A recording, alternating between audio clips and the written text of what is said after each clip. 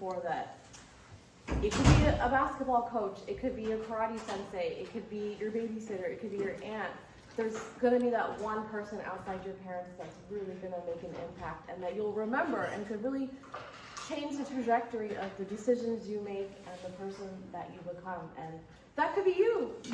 You could really be that person for one little kid or a teen or an adult. So think about that as you make your next steps to be a clinician. So yeah, please have a cookie. And without further ado, here's Chanel. Hi everybody. Hi, I'm Chanel. I want to start by saying thank you so much for having me here today. It means the world to me to be able to share my story with you guys. I am one in a million families who've been affected by autism. And you see I have an autistic son. His name is Miles. And that's he you. is and I've spent the last 3 years navigating what the world of autism looks like for us. You see, my son Miles is incredible. And he's probably the hardest working 5-year-old I've ever met in my life. And it's not because he mows the lawn or does his laundry. No, it's because he has to try so much harder to do every little thing than your neurotypical child. Miles has a hard time putting on his shoes and forming a basic sentence. He struggles with sitting in his seat, and he hyper-focuses on one activity. He has poor fine motor skills, and he finds it difficult to do something as simple as grip a pencil or use a fork. Things so many of us take for granted. Miles spends hours a week working toward these goals. Goals like attending to a task for longer than 5 minutes and being able to say hello when somebody enters the room. But the thing about my son is that through all of his hard work, he is magic.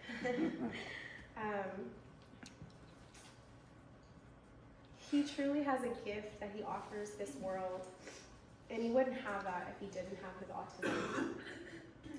You see, Miles has a way of making people feel incredibly special. Because he struggles with things like communication and social interaction, the expectation for him is rather low. So people do not expect him to give a hello or a hug or a high five. And so when he does give you those things, when he gives you that moment where he truly says, like, I see you, and it's such a genuine interaction from him, you truly will feel like so important, like you just won $100 on a scratcher. It's like the best feeling when Miles looks at you and holds your face or stares into your eyes. Just every time it's happened, somebody's looked at me in that moment and like, it is just the best feeling. And what a gift that is to make somebody feel special, to make somebody feel seen. Not everybody can do that. And when he does that for somebody, it moves them into such a place of gratitude and presence that it is quite remarkable to behold. Now, when I dreamed of being a mother, I never would have imagined that my baby would have autism. I've wanted to be a mom for a very, very long time, my whole life, and my mom can attest to that. When I was a little girl, she said, "What do you want to be when you grow up?" I said, "A mommy." And I've spent years dreaming of having children. So when I was 24, I looked at my then boyfriend, now husband, and said, "Let's have a baby." And to my surprise, he said yes.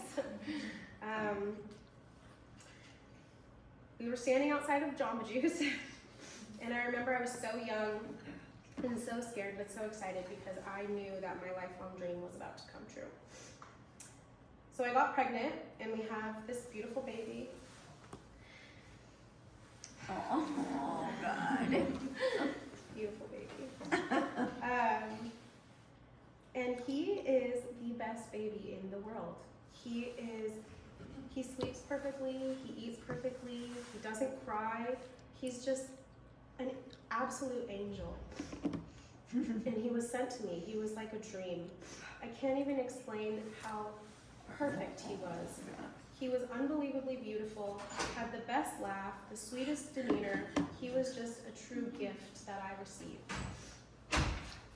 Now, as time went on, I decided that I wanted to go back to work. And I have 15 years experience working in childcare as a teacher and a nanny. And I've always loved children, so I've always worked with them. I thought, you know, what better thing than to open my own daycare. And that way I can stay at home with Miles and work, make money, but also raise my own child in my own space. I enrolled 6 kids, and holy wow, that was a reality check.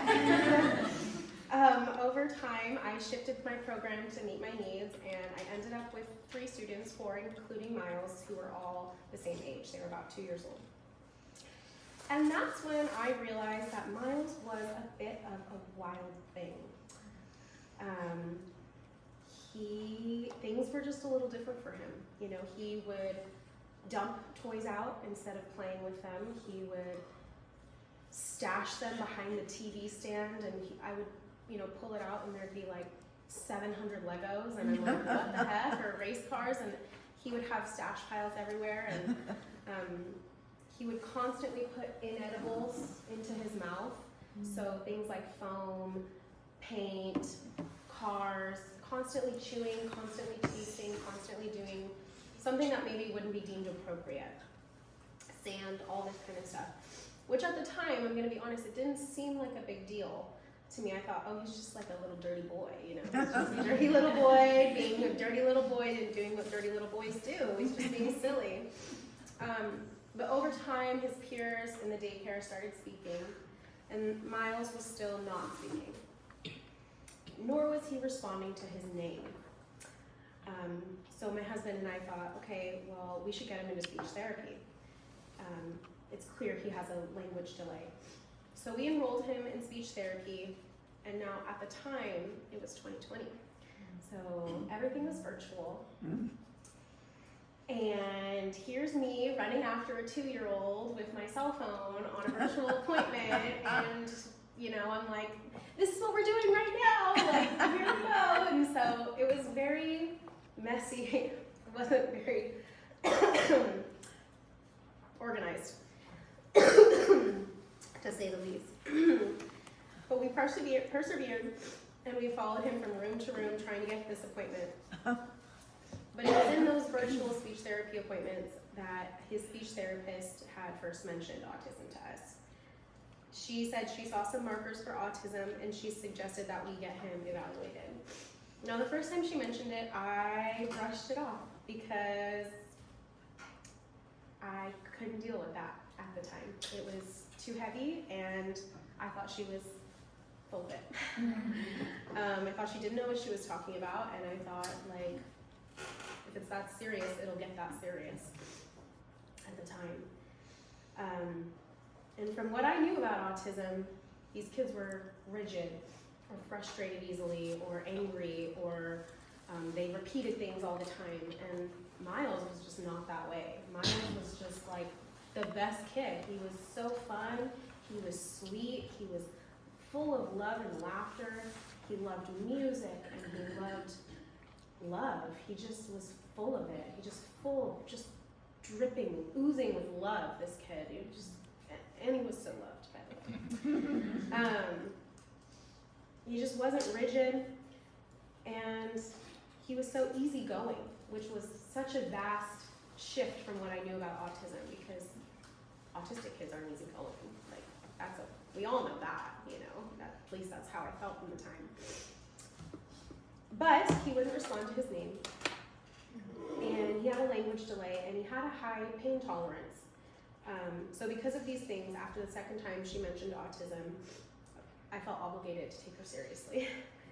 I looked at my husband, and the fear sunk in, and the heaviness of the situation rolled over me, and I started researching.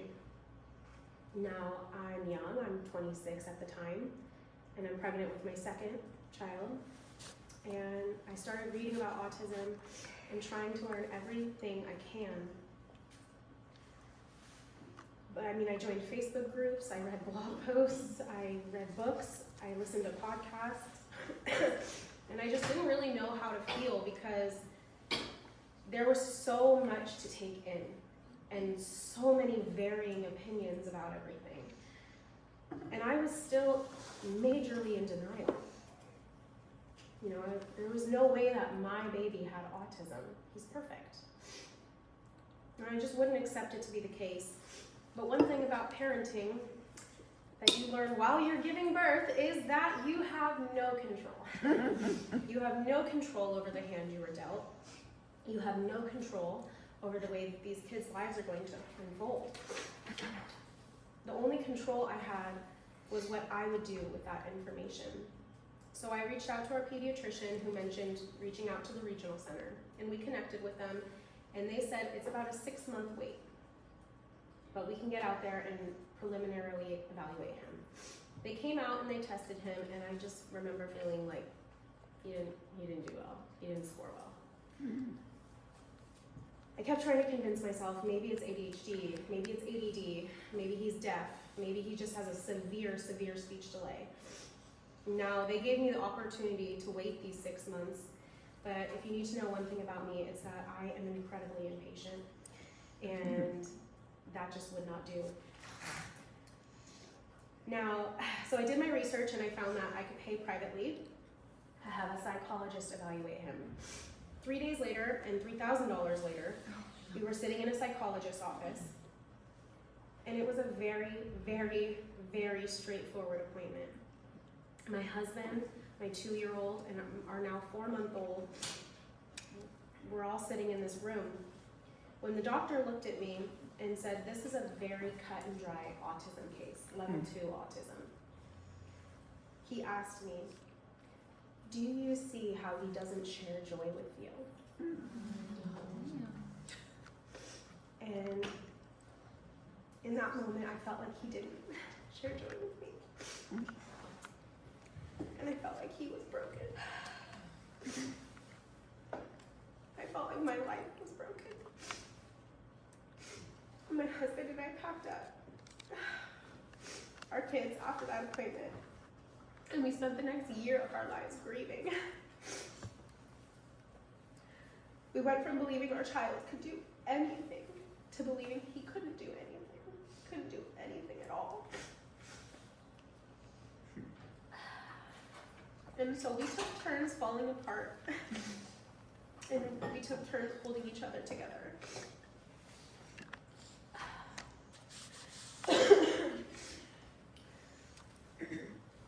My husband and I went home and immediately changed everything. We changed his food, we changed his daily activities, we changed how we interacted with our son. We changed every single aspect of our lives. He could no longer have processed food. He could no longer watch television. He could no longer live how he was living. And my once vibrant, playful child, who I had highly doubted had autism, now had a very obvious level 2 case of autism. He became rigid. He became angry. He had tantrums and meltdowns, and our happy home did not feel happy. We spent time, the next 6 months were a blur, and we spent time breaking down or holding each other together while grieving a child who was still right here.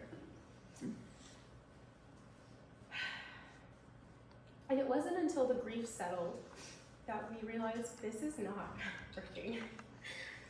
None of this is working. And we decided to take a step back. We gave him his food back, we gave him his television back, and we gave him his freedom back. Because Miles is autism, or Miles is Miles. And autism or not, he's the exact same kid he was when we walked into that appointment. Nothing about Miles changed. The only thing that changed was that diagnosis. The only thing that changed was the realization that we need to help him in different ways. than we would our neurotypical daughter. He's the exact same little kid. And I owed it to him to allow him to live his life on his terms.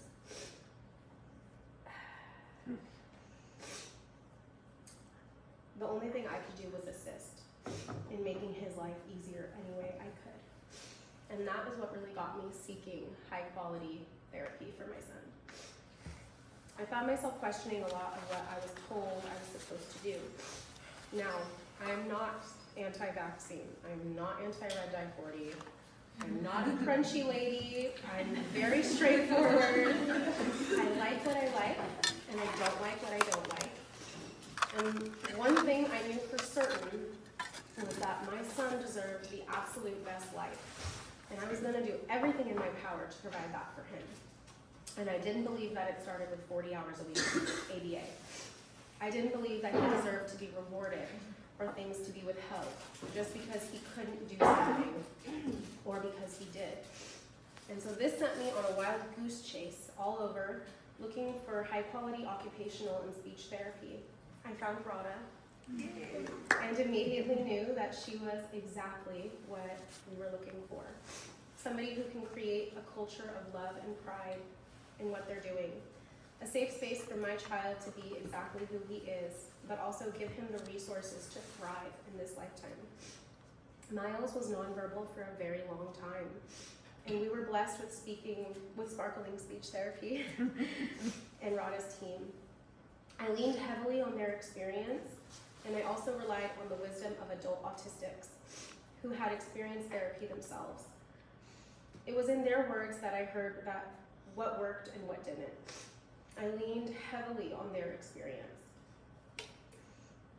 The general consensus was that ABA made them feel pressured to act like a neurotypical person, which no matter how you sliced it, they would never be. I also relied heavily on therapists who believed that no matter if he was verbal or non-speaking, he deserved to have access to language, and his thoughts deserved to be heard.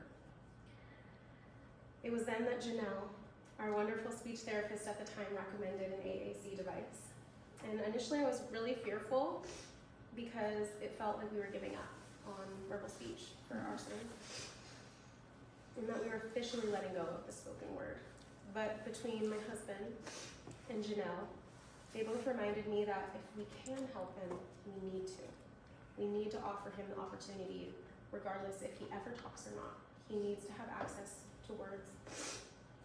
Janelle was very adamant that we were not giving up on verbal speech, and that this was a bridge that would help Miles fill the gap between language and no language. And so with that, we downloaded Touch Chat, and like I said, I'm impatient. So although we did apply for a grant, actually Rada's team helped us apply for that grant, I told my parents, and they purchased the $400 application for us that day. They're so amazing. I carried that iPad around like it was a part of me. And I modeled every single thing that we spoke about. I showed him everything that I said. I showed him where the button was anytime he wanted to watch a show or listen to a song. And together we learned to navigate this incredible device. I would edit pages, add buttons, add icons and words and nicknames and everything. We just poured our hearts into this AAC. And I saw for the first time my son had a voice. And it was just such a magical moment in our lives. Over time, Miles got very proficient with the AAC. So proficient that we had to hide certain words like iPad.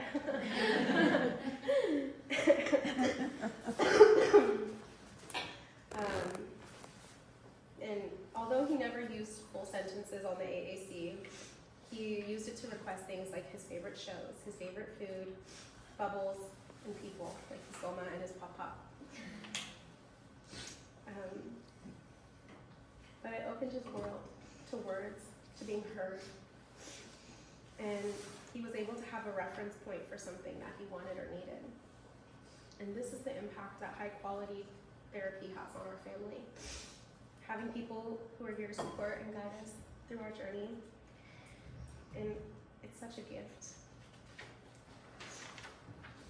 to have people care so much and want somebody to be heard so much that they make it their profession. And that's what you guys will be doing for these families, for my family. You guys will be helping people like Miles, who spent years trapped in his own mind with nobody knowing what he really wanted. We spent years just guessing what he wanted to watch, guessing what he wanted to eat, guessing if he was feeling sick, not feeling good, guessing where he wanted to go. And now there's no more guesswork. That's something that so many people take for granted. And this is why providing high quality therapy is life-changing to so many of us. You know, I had spent hours driving all of the way from Tracy to Walnut Creek to go to a high quality occupational therapy appointment. And that's where our therapist at the time taught me everything I needed to know about sensory integration. I went home and I implemented everything. We got a sensory swing, a crash pad, monkey bars, a weighted vest, a trampoline. I mean, you name it, I got it. Because what I had been taught was that everything goes together. It's a mind, body, soul connection. And for Miles to be able to absorb things like speech things or, you know, any kind of learning at all, his body needs to be regulated. And so giving him access to regulation tools like a sensory swing or a trampoline opens the door to access for Miles. When Miles is on the trampoline, jumping or singing, we bring out chalk and we do our letters on the trampoline. We spell his name, we spell mom's name, and because his body is regulated, it's like the floodgate has opened in his mind. And you realize he can now make these connections that otherwise he has such a challenge like taking in. When you have that realization that everything is connected, you open the door to capability. And you realize that just because some of these kids can't speak doesn't mean they don't listen. It doesn't mean that they are not absorbing every single thing you're saying, because they are. And that's what high quality care does for these kids. It opens the pathway to learning, to living. If I looked at my son like he can't hear me, then that's doing the ultimate disservice to him. And he works so hard to achieve a fraction of what his peers achieve. And like I said, it's not because he folds his clothes or mows the grass or anything like that. It's because it takes him so much longer and so much more effort to use a sentence to tell me no, to tell me I don't want that, to tell me I love you, mommy. But because I believe in him, and because he's surrounded by people who believe in him, he can do anything. And now it's become rather apparent to me that quality education is something that I have to actively seek, and it is not just offered. The public school system is not set up for neurodiverse children. It is something that I struggle with daily. Since the first day of kindergarten, I have struggled with my son receiving a fair and comparable education to his peers. The first day of school, we walked into a classroom with no teacher, no materials set before the kids. It was chaos, and to be honest, a total slap in the face as a parent of a disabled child. What made it worse was the fact that we walked through the kinder hall, peering into all the other classrooms, which were decorated, vibrant places of learning, only to turn into a barren classroom. This was a colossal oversight from the administration, and truly was the first realization that discrimination looks very different than I thought. While other 5-year-olds are learning how to read and number recognition, my son is learning that a red category is filled with things like no shoving and don't stand on the chair, and a green category is high fives and sitting at the table and being a good listener. This is because they don't see Miles as capable. They don't believe that Miles can do everything else that his peers can do. And this is why I've become a fierce advocate, not just for my son, but for all the other families in our shoes. Our options are so disturbingly limited when it comes to school that the only way to get a quality education is to demand it. I have called every private school in our town. No one will accept Miles with his IEP.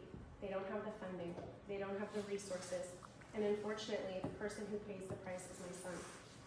It's so frustrating that just because my son has a hard time holding a pencil and sitting still, he isn't deemed capable of being allowed to learn how to read. I've quickly realized that while I fight for a fair and appropriate education, his learning falls on my lap. I have 3 small children and no time, and a realization that this is a violation of his rights to a free and appropriate education. And I'm going to fight tooth and nail for somebody to be held accountable. What I've come to realize is that it only takes one person. It takes one person to stand up and say, this is not right. This is not acceptable. And I won't allow you to forget or bypass my son and his education. I found myself as an unofficial representative for the other special needs parents. It takes one person to start something, but it takes a village to enact real change. I've had to start a small fire within the hearts of these parents, that this is not something that we should tolerate. We need to hold them accountable. Because unfortunately, the only person that I can fight for is Miles. But I do my best to empower these other families. I provide them with educational resources to help them fight for their sons and daughters as well. Unfortunately, when you're given an autism diagnosis, that's basically where all help stops. They direct you to the school district and you're just supposed to take their word as truth. The expectation is that you get them into a special education preschool or ABA for multiple hours a week. Now, this may be evidence-based practices, which I'm all for, but there's a morally gray line when it comes to ABA. ABA is based off of Pavlov's experiment on classical conditioning, dog training. Yes? Pavlov was a scientist who trained a dog by using a bell and a treat, and every time he would hit the bell, he would get a treat, and then the dog would salivate. Eventually, he wouldn't even have to give the dog a treat. He would just be able to hit the bell, the dog would salivate. This is why there is an issue in this day and age with applied behavioral analysis. This is why if you speak to a large amount of adult autistics, you will hear that they feel very strongly against ABA. And unfortunately, every class for autistic special needs children is based off of these principles. The classroom setting is extremely dated, the curriculum lacks modern technology and modern training, and it's doing our kids a massive disservice. And one thing I won't allow is for my son to get anything but an appropriate education. Unfortunately, what my idea of appropriate and the school's idea of appropriate are two very different things. If the classroom is set up in a prehistoric manner, how will he ever catch up? I don't understand why nobody wants to do the work and make the changes in this classroom for these kids to have actual success. And it's taking me a lot of advocating just for the bare minimum because our options are so limited. The only place I can really send Miles is public school. And I hate knowing that I value something like education more than the administrative staff and special education teachers do. And in fact, I'm trying to make their jobs easier, not harder. I'm trying to make the data reflect what they can teach and what they can do. But when they use things like PECs and reward systems and goals that state Miles will attend to a non-preferred activity for 5 to 7 minutes, why is teaching about sitting still? That's the problem. They're looking at the wrong things. In fact, Miles' school doesn't even have an occupational therapist on site. Yet they have 182 autistic children in the school.